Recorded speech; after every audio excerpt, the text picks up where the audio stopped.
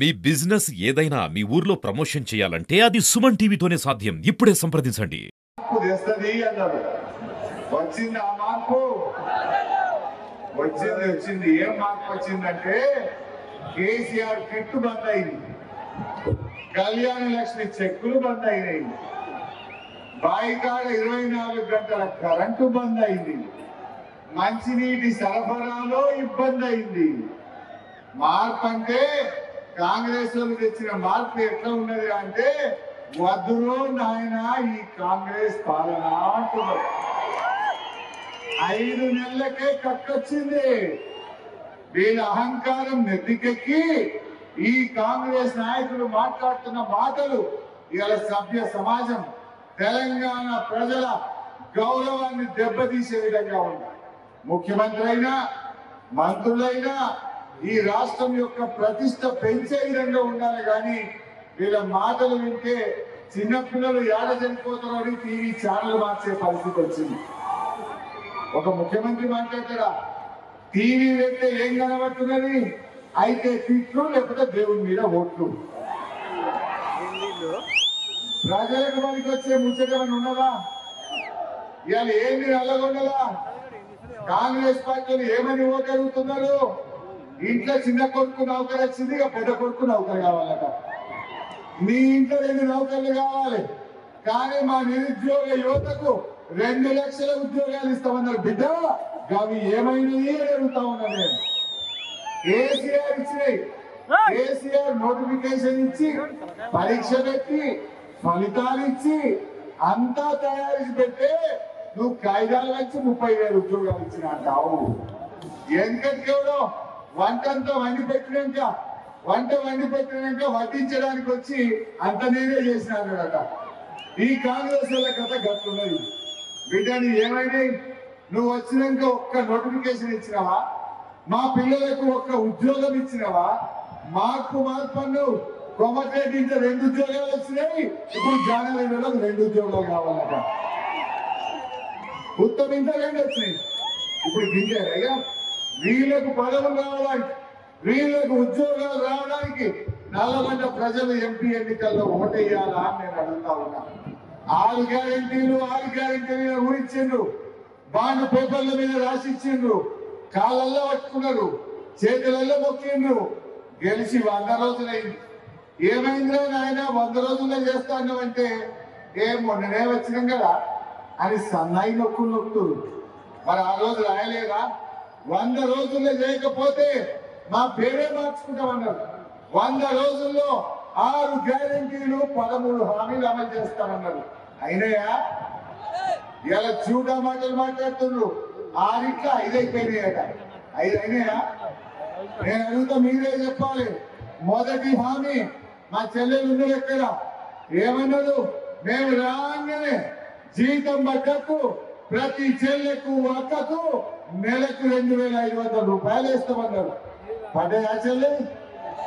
మీ ఇంటికన్నా మీ చెల్లెకో మీ అక్కకో మీ భార్యకో పడ్డాయా? అది నేను అడుగుతున్నా వెంకటరెడ్డి గారు, మా అక్క చెల్లెలకు 2,500 ఎగ్గొట్టినందుకు మీకు ఓటేయాలా? 2,500 ఇంటూ 4 నెలలు అంటే ఒక్కొక్క చెల్లెకు 10,000 రూపాయలు కాంగ్రెస్ పార్టీ బాకీ పడ్డది.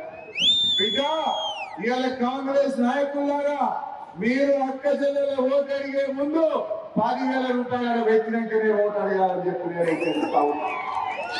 2వ హామీ, రైతులకు 10,000 రైతు బంధు ఇస్తామన్నారు. వచ్చినాయే? కేసీఆర్ 10 ఇస్తుండు, మేము వస్తే 10,000 ఇస్తామన్నారు. 10,000 దిక్కులేదు, 10 దిక్కులేదు. నేను ఒక విషయం గుర్తు చేయాలనుకుంటున్నా.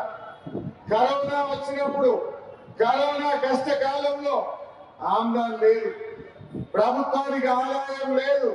కానీ కేసీఆర్ మంత్రుల జీతాలు బంద్ పెట్టిండు, ఎమ్మెల్యేల జీతాలు బంద్ పెట్టిండు, అన్ని బంద్ పెట్టిండు. రైతుకు మాత్రం సకాలంలో రైతు బంధు కేసీఆర్ ఇచ్చిందా లేదా? 5 ఏళ్ళు టైం మీద పెట్టుబడికి కేసీఆర్ ఇస్తారెట్లా? మీ కొడుకులు 5 నెలలైనా ఇయ్యట్లా అని అడుగుతా ఉన్నా. 5 నెలలైనా ఇచ్చిందా? ఇప్పటికీ 8 మందికి ఇయ్యలే. మాట్లాడమంటే మాట్లాడమంటే మాటలు కోటలు దాటుతాయి. ఇదే వెంకటరెడ్డి గారు రైతు బంధు ఏమైంది అంటే రైతుల్ని పట్టుకొని చెప్పుతో కొట్ట అంటున్నారు. అంటే అంటే మా రైతులు అంత తక్కువ కనబడుతుండ్రా? నిన్న వ్యవసాయ శాఖ మంత్రి తుమ్మల నాగేశ్వరరావు ఏమన్నాడు? ఒక రైతు అడిగిండు ఏమైనా ఇంకా రైతు బంధు రాలేదని. ఆ మంత్రి అంటాడు నాకు కూడా వాళ్ళే పోయి మీకేనమంటది అని. మొన్న ఒక మంత్రిని కాంగ్రెస్ కార్యకర్త అడిగింది, మంత్రి గారు నువ్వేమో 5 ఎకరాల దాకా పడ్డాయి అంటున్నావు, నాది 3 ఎకరాలు ఇంకా వల్లేదు అని అడిగింది.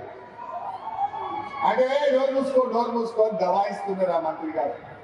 అంటే ఇలా రైతు బంధు ఇయ్యే చేతగాని ప్రభుత్వం ఇది. నేను ఒకటే అంటున్నా ఇక్కడ ఉండే రైతులను, 5 ఏళ్ళు 11 విడతల్లో కేసీఆర్ మీకు టైం మీద రైతు బంధు ఇచ్చింది. మరి కాంగ్రెస్ వాళ్ళకి ఏం పుట్టింది? ఎన్ని మాయ మాటలు చెప్పిండు? రైతుకు 15,000 రైతు బంధు అన్నారు, వచ్చినాయే. రైతుకు 24 గంటల కరెంట్ అన్నారు, వచ్చిందా? రైతుకు 500 వడ్లకు మొక్కలకు బోనస్ ఇస్తామన్నారు, వచ్చినాయా? కౌలు రైతులకు 15,000 ఇస్తామన్నారు, వచ్చిందా? వ్యవసాయ కూలీలకు 12,000 ఇస్తామన్నారు, ఒక్కటన్నా ఇచ్చినారా రైతులకు? మన కేసీఆర్ రైతులకు ఓట్ల కోసం చెప్పకపోయినా, ఎలక్షన్ల ముందు మాట ఇవ్వకపోయినా ప్రతి రైతుకు ఎకరానికి 10,000 ఇచ్చింది కేసీఆర్. ఆనాడు కాంగ్రెస్ గవర్నమెంట్ ఉంటే రాత్రి పూట 3 గంటలు, పొద్దున్న 3 గంటల కరెంట్ వస్తుంది. కానీ కేసీఆర్ గారు వచ్చినాక మా జగదీశ్ నాయకత్వంలో 24 గంటల కరెంట్ ఇచ్చినామా లేదా? కాంగ్రెస్ రాగానే మళ్ళా మోటార్లు కాలుతున్నాయి. మోటార్లు కాల్చే 10,000 రైతుకు ఖర్చు అవుతుంది. ఏ ఊళ్ళో పోయి అడిగినా కాంగ్రెస్ వచ్చింది మళ్ళా మోటార్లు కాలుతున్నాయి అంటున్నారు. ఇదేనా మీరు చేసింది? రైతుకు మోసం, మహిళలకు మోసం, విద్యార్థులకు మోసం, ఉద్యోగులకు మోసం, పేదలకు మోసం. ఎవరికి చేసింది? నేను అడుగుతున్న వెంకటరెడ్డి గారు, అవ్వ తాతలకు 4,000 పెన్షన్ ఇస్తామని డబ్బాలు ఓట్లు తీసుకున్న వెంకటరెడ్డి గారు ఎందుకు మాట్లాడతలేవు అని నేను అడుగుతా ఉన్నా. మీకు కేసీఆర్ దిక్కడానికి నోరు వస్తుంది. మీ నల్లగొండ పట్టణాన్ని 1,500 కోట్ల రూపాయలతో అభివృద్ధి చేసిన కేసీఆర్ తింటావు. మరి రేవంత్ రెడ్డిని పట్టుకొని నేను అవ్వ తాతలకు 4,000 ఇస్తానని మాట ఇచ్చినా ఊళ్ళలో పోతే అవ్వ తాతలు అడుగుతున్నారు, ఊరు అన్నారు ఆగే మీ చేతిలో సప్లై కొనియాలి. అవ్వ తాతలకు 4,000 ఎందుకు ఇయ్యమని ఎప్పుడన్నా రేవంత్ రెడ్డిని అడిగిందా? రేవంత్ రెడ్డికి డబ్బ కొడుతున్నాడు అంతే తప్ప అవ్వ తాతల 4,000 గురించి మాట్లాడడానికి వెంకటరెడ్డి గారికి నోరు వస్తలేదు. అదే విధంగా ఈరోజు విద్యార్థులకు 5 లక్షల భరోసా కార్డు అన్నారు, నిరుద్యోగులకు 4,000 వృత్తి అన్నారు, ఇచ్చినాలే. అంతా మోసం. అందుకే నేను మీ అందరినీ కోరేది ఒక్కటే, దయచేసి ఇవన్నీ రావాలంటే ఈ ఎన్నికల్లో కాంగ్రెస్ పార్టీని పాతాళలోకాల్లో దొక్కాలి. అట్లయితే ఇవన్నీ వస్తాయి. రేపు అసెంబ్లీలో ఈ గవర్నమెంట్ ను అడగాలా వద్దా? అడగాలా వద్దా? మేము అడగాలంటే ప్రశ్నించే గొంతు కృష్ణారెడ్డి గారిని మీరు గెలిపించాలి. రేపు మేము ఏమని అడుగుతాం? బిడ్డ రేవంత్ రెడ్డి, నువ్వు అబ్బా తాతను మోసం చేసినావు కనుక నల్లగొండలో నీకు సురుకు పెట్టిండ్రు. రైతు బంధు ఎగబెట్టినావు కనుక నల్లగొండ నీకు సురుకు పెట్టింది. మా అక్క చెల్లెలకు 2,500 ఇస్తారని మోసం చేసినావు కనుక నల్లగొండ నిన్ను ఓడించింది అని మేము అడగాల వద్దా? అడగాలంటే కాంగ్రెస్ చిత్తుగా ఓడించండి.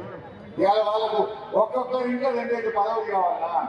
ఉత్తమ్ కుమార్ రెడ్డి ఇంట 2 పదవులు, కోమటిరెడ్డి ఇంట 2 పదవులు, ఇప్పుడు జానారెడ్డి ఇంట 2 కావాలన్నగా. దీనికోసమైనా మనం ఓటేసింది. ఏమైంది మార్పు? పేదల జీవితాల్లో ఏం చేసిండ్రు అని నేను అడుగుతా ఉన్నా. మన కేసీఆర్ బయలుదేరిండు, నల్లగొండకు వచ్చిండు, బస్సు యాత్ర పెడితే ఏం మాట్లాడుతుంది రేవంత్ రెడ్డి? ఏమడిగింది కేసీఆర్? నీ కుర్చీకి అడిగిందా? నువ్వు ఎన్నికల ముందు హామీ ఇచ్చినావు, ఇంకా రైతు బంధు ఎప్పుడు ఇస్తావు అని అడిగింది. 2 లక్షల రుణమాఫీ ఎప్పుడు చేస్తావు అని అడిగిండు. నీ తులం బంగారం ఎన్న తీస్తావు అని అడిగిండు. రైతులకు బోనస్ ఎందుకు ఇస్తలేవు అని కేసీఆర్ అడిగిండు. ఇది తప్ప?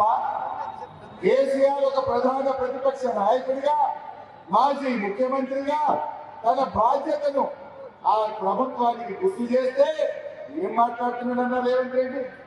కేసీఆర్ పేర్లతో మెడలేసుకుంటాడట, కేసీఆర్ కనుగుడ్లతో గోటీలాడతాడట, కేసీఆర్ నీ చెడ్డి ఊడగొడతా అని మాట్లాడతాడు.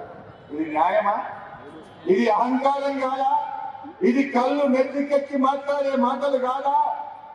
ఒక తెలంగాణ తెచ్చిన కేసీఆర్ ని పట్టుకుని అట్లా మాట్లాడవచ్చునా? ఇగో ఈ నల్లగొండ అమరవీరుల స్తూపానికి ఘనమైన చరిత్ర ఉన్నది.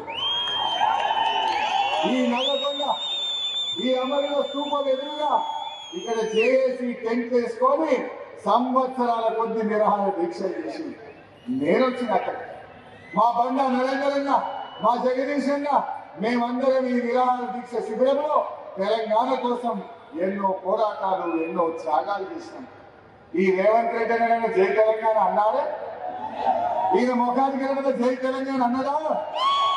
మనము తెలంగాణ కోసం కొట్లాడితే ఈ రైఫిల్ రెడ్డి తుపాకీ పట్టుకొని ఎవర్రా జై తెలంగాణ అన్నాడు అని బయలుదేరింది. ఎన్నడన్నా ఈ అమరవీరుల స్తూపం దగ్గర ఈ రేవంత్ రెడ్డి 2 పూలు పెట్టినాడే? 2 పూలు పెట్టినా ఒక్కనాడు జై తెలంగాణ లేదు. తెలంగాణ కోసం అమరులైన ఆ బిడ్డలకు 2 పూలు పెట్టని రేవంత్ రెడ్డి ఇలా తెలంగాణ ఆత్మగౌరవం గురించి మాట్లాడుతున్నాడు.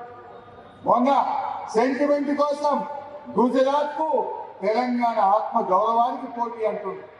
ఈ కాంగ్రెస్ వల్ల బీజేపీ వల్ల కథ ఎత్తుందంటే, నువ్వు కొట్టినట్టు చేయి, నేను ఏడ్చినట్టు చేస్తాను, నేను కొట్టినట్టు చేస్తాను, నువ్వు ఏడ్చినట్టు చేయి. ఇద్దరు కలిసి డ్రామాలు ఆడుతున్నారు. 10 ఏళ్ల బీజేపీ పాలనలో ఏం చేసిందో బీజేపీ చెప్తున్నాడా? 5 నెలల కాంగ్రెస్ పాలనలో మేము గొప్ప పని చేసిన ఓటేయమని కాంగ్రెస్ వాడు అంటున్నాడా? ఇద్దరు ఓడంటాడు హిందూ ముస్లింల మధ్య గొడవ, హిందువుల ఆస్తి ముస్లింలకు పంచుతారని ఒక ఆయన అంటాడు, ఇంకొక ఆయన అంటాడు రిజర్వేషన్లు పోతాయని ఇంకొక ఆయన అంటాడు. నేనంటా ఉన్నా, హిందువుల ఆస్తి ముస్లింలకు పంచదు, ముస్లింల ఆస్తి హిందువులకు పంచదు. ఈ భారత రాజ్యాంగంలో రిజర్వేషన్లు ముట్టుకునే దమ్ము, ధైర్యం ఏ ప్రభుత్వానికి కూడా ఉండదు, లేదు. కానీ ఈ బీజేపీ వాళ్ళు, కాంగ్రెస్ వాళ్ళు ప్రజలకు ఏం చేసిందో చెప్పజాతగాక, చెప్పడానికి ఏమీ లేక ఇవాళ వాళ్ళు ఇద్దరు ఒకరినొకరు తిట్టుకొని ఒక రీజనల్ పార్టీని बीआरएस लांटी पार्टी ने इब्बंदी పెట్టాలని చూస్తున్నారు. हमारे मुसलमान भाइयों, आप लोग सोचना चाहिए, क्या बोल रहा रेवंत रेड्डी? बड़े भाई, आगे भी तुम्हारा आशीर्वाद चाहिए। बोले तो क्या बोल रहे तुम? फिर मोदी साहब प्रधानमंत्री बनते, तुम उनका आशीर्वाद देते। बोलता है कि तेलंगाना को गुजरात का मॉडल बनाओ। बोले तो गोधरा जैसे तेलंगाना को करना चाह रहे क्या तुम? किसके लिए? एक तरफ राहुल गांधी बोलता अदानी चोर है, लेकिन ये रेवंत रेड्डी जाके अदानी बहुत अच्छा है बोल के उनसे गला मिलता है। ये कौन सा कांग्रेस चल रहा है यहाँ पर? हमारे मुसलमान भाइयों, आप सोचो, आज तक कोई हुकूमत अपने राज्य में बगैर मुसलमान मिनिस्टर अभी तक कोई सरकार बना क्या? केसीआर साहब सेक्युलर लीडर है। ये लोग असेंबली इलेक्शंस के सामने केसीआर बीजेपी से मिला हुआ बोल के गलत बात फैलाओ के आप लोगों को परेशान करे। अगर से केसीआर साहब बीजेपी से मिले तो उनका बेटी कविता जी आज क्यों जेल में रहती? आप लोग समझना चाहिए, केसीआर सेक्युलर लीडर है, किसी हाल में कभी भी हम बीजेपी से झुकते नहीं, हम उनसे मिलते भी नहीं। हम लड़ेंगे हिंदू मुसलमान भाइयों के लिए लड़ेंगे। एक सेक्युलर जो आंख समझ के हिंदू मुसलमानों को हम आगे लेके चलेंगे। 10 साल के केसीआर साहब के हुकूमत में कभी कर्फ्यू आया, कहीं फसाद हुआ, कहीं गड़बड़ हुआ? आप लोग सोचना चाहिए। हमारे नलगोंडा के तमाम भाइयों बहनों, सोचो ये इलेक्शन में जो आपके वोटों से सरकार बन के आज आप लोगों को कम से कम सरकार में जगह भी नहीं दिया, ये सरकार को आप सब मिलकर सबक सिखाइए, कृष्णा रेड्डी साहब को जिताइए, हम लड़ेंगे, हम आपका साथ देंगे। మిత్రులారా, బీజేపీలు వాళ్ళు కూడా వచ్చి ఓట్లంటున్నారు. మరి 10 ఏళ్ళ బీజేపీ గవర్నమెంట్ లో ఒక్క మంచి పని చేసినారే? ఒక్క పని మా దళితులకు, మా బీసీలకు, మా మహిళలకు, మా కార్మికులకు పనికొచ్చే ఒక్క పని చేసిందా? చేసింది కొడుకులు 60 రూపాయల డీజిల్ 100 రూపాయలు చేసింది, 350 సిలిండర్ను 1000 రూపాయలు మాత్రం చేసింది, జిఎస్టీ పెట్టి ధరలు పెంచి పేద ప్రజల నడ్డీ నిలిచింది బీజేపీ. ఇవాళ దేశంలో బీజేపీ గాలిపోయింది. ఈ దేశంలో బీజేపీ ప్రభుత్వం మళ్ళా వచ్చే అవకాశం లేదు. మన కేసీఆర్ కు 12 ఎంపీ సీట్లు గెలిపియండి, ఢిల్లీని వచ్చి నల్లగొండలు పెట్టారు కేసీఆర్. ఢిల్లీ వచ్చి నల్లగొండకు వస్తారు. మొన్న రేవంత్ రెడ్డి అంటుండు, నేను ఇండియా కూటమిలో చేర్చుకో, నీ దగ్గరికి వస్తానంటే ఎవడే? నువ్వే ఎందుకంటే 2004లో మీ కాంగ్రెస్ పార్టీ నీ గులాం నబీ ఆజాద్ కేసీఆర్ ఇంటికి వచ్చి కాళ్ళ వైపున్నారు. మేము ఎండల పదవుల కోసం ఆలోచించలేదు. ఇవాళ కేంద్రంలో మనం చక్రం తిప్పాలన్నా, తెలంగాణ హక్కులు కాపాడబడాలన్నా, ఈ కాంగ్రెస్ మెడలు వంచాలన్నా, ఈ బీజేపీ బాధలు ఈ దేశ ప్రజలకు దూరం కావాలంటే మనం కారు గుర్తుకు కేసీఆర్ ఓటేయాలని కోరుతా ఉన్నాం. అభివృద్ధి జరగలేదంటున్నారు. ఏం చేసింది ఆయన? ఇవాళ ఏం చేసింది మీరు? ఇవాళ మా జగదీష్ అన్న కొట్టాలి నల్లగొండకు ప్రభుత్వ మెడికల్ కాలేజీ తెచ్చింది బీఆర్ఎస్ ద్వారా. సూర్యాపేటలో గవర్నమెంట్ మెడికల్ కాలేజ్ ఇచ్చింది మా జగదీష్ అన్న, మా బీఆర్ఎస్ ద్వారా. మీరు ఏం చేసిండ్రు? మీరు 30 ఏళ్ళు మంత్రి పదవులు ఎరగలెత్తినా ఈ జిల్లాకు ఒక్క గవర్నమెంట్ మెడికల్ కాలేజీ లేదు. ఇవాళ ఐటీ హబ్ వచ్చింది, నర్సింగ్ కాలేజ్ వచ్చింది, ఇవాళ విద్యుత్ ఉత్పాదన కేంద్రాలు తెచ్చినాం. ఇవాళ నల్లగొండ జిల్లాను అన్ని రంగాల్లో అభివృద్ధి చేసింది మన కేసీఆర్. అగో ఎదురుగా అద్భుతమైన కళాభారతి నిర్మాణంలో జరుగుతా ఉంది. ఆ కళాభారతి ఇచ్చింది కేసీఆర్. नलगोंड रूपरेखा मार्चिंदी केसीआर। या तमाम हमारे नलगोंडा के भाई बहनों, सोचो 5 साल पहले नलगोंडा कैसा था, आज नलगोंडा कैसा है, आप लोग सोचो। 5 ఏళ్ల కింద నల్లగొండ ఇవాళ మారిందా లేదా? నల్లగొండ రోడ్లు, నల్లగొండలో త్రాగునీరు, నల్లగొండలో మంచినీరు, కరెంటు ఇవాళ ఎంత మంచిగా చేసింది కేసీఆర్. కానీ మనం ఏమనుకున్నాం, వీళ్ళు మార్పు అంటారు, ఇంకేమన్నా మంచిగా అవుతుందేమో అనుకున్నాం. ఇట్లయితే అనుకోలేదు, ఇట్లా తులం బంగారం ఎగబెట్టారని అనుకోలేదు. అవునా కాదా? మొన్న గోవింద గోవింద పాట పాడు విన్నారా? విన్నారా? మీరు వాడతారా? ఇప్పుడు కాంగ్రెస్ వచ్చినాక ఏం గోవింద అయిందో అన్నామా? కాంగ్రెస్ వచ్చినాక ఏమైందో అన్నామా? Kalyana Lakshmi, KCR kit, nutrition kit, Rythu Bandhu, రైతు బీమా, కాంగ్రెస్ పార్టీ అంతేనా కాదు? కాంగ్రెస్ పార్టీ మరి ఆ పని మీరు చేయండి. అవి మీరు చేసిందనుకో, నేను జగదీష్ అన్న అసెంబ్లీలో బల్ల గుట్టి కాంగ్రెస్ మెడలు వంచి మన 6 గ్యారెంటీలు ఎట్లా అమలు కావాలో మనం చూపిస్తాం. 6 గ్యారెంటీలు అమలు కావాలంటే కాంగ్రెస్ కు సురుకు పెట్టమే అది అమలు అవుతుంది. లేకపోతే ఏమంటాడు రేవంత్ రెడ్డి? నేను జగదీష్ అన్నలో లేచి మాట్లాడినామంటా ఏమంటాడు? నేను 2 లక్షల రుణమాఫీ కొట్టినా, 6,000 కులం బంగారం ఇవ్వకపోయినా, అవ్వతాతలకు 4,000 ఇస్తానని మోసం చేసినా, పిల్లలకు 2 లక్షల ఉద్యోగాలని అబద్ధాలు చెప్పినా, రైతు బంధు వేయకపోయినా నాకే ఓట్లేసిందే హరీష్ రావు ఏం మాట్లాడతావు అనడా? మరి బిడ్డ నల్లగొండలకి సురుకు పెట్టిండ్రు, ఇప్పటికన్నా ఇస్తావా సస్తావా అని బల్ల గుద్దాలంటే కాంగ్రెస్ ఓడగొట్టాలి. పని మీరు ఏంటి? మేము అసెంబ్లీలో కాంగ్రెస్ వాళ్ళు మెడలు వంచి మీ హక్కులు కాపాడే బాధ్యత మేము తీసుకుంటాం. ఆలోచించండి. ఇవాళ బీజేపీకి ఓటేస్తే అది గెలిచేది లేదు, పోయేది లేదు. ఇవాళ మీరు దయచేసి మన కృష్ణారెడ్డిని కోటేయండి. ఒక నల్లగొండ అభివృద్ధి కోసం, కార్యకర్తల్ని కాపాడడం కోసం అన్ని రకాలుగా కృష్ణారెడ్డి అన్న మీకు సేవలో ఉంటాడు.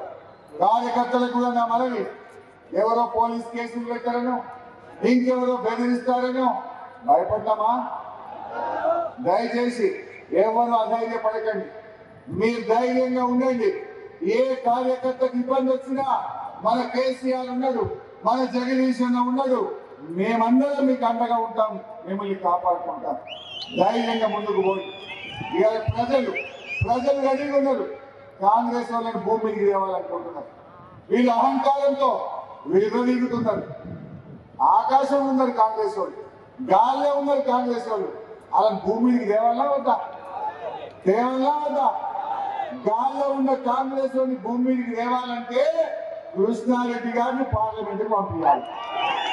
కృష్ణారెడ్డి గారి పార్లమెంట్ పోయిందనుకో ఈ కొడుకులు భూమికి వస్తారు. గట్లయితే మా అక్క చెల్లెలకు 2500 వస్తాయి, అవ్వాతాతలకు 4000 వస్తాయి, ఆడవీళ్ళ పెళ్లికి తులం బంగారం వస్తుంది. లేకపోతే ఆగనిగా వీళ్ళని మనం భూమికి తేవాలి. వీళ్ళకి మార్పు అంటే ఏందో చూపించాలి. ఈ మార్పు ఈ పార్లమెంట్ ఎన్నికల్లో మళ్ళా తెలంగాణ మారిందిగా. తెలంగాణ కేసీఆర్ కు అండగా నిలబడ్డది, ఈ కాంగ్రెస్ కు బుద్ధి చెప్పిందనే విధంగా మీరందరూ తీర్పునియాలని కోరుతూ జై తెలంగాణ. కారు గుర్తుకే, కారు గుర్తుకే.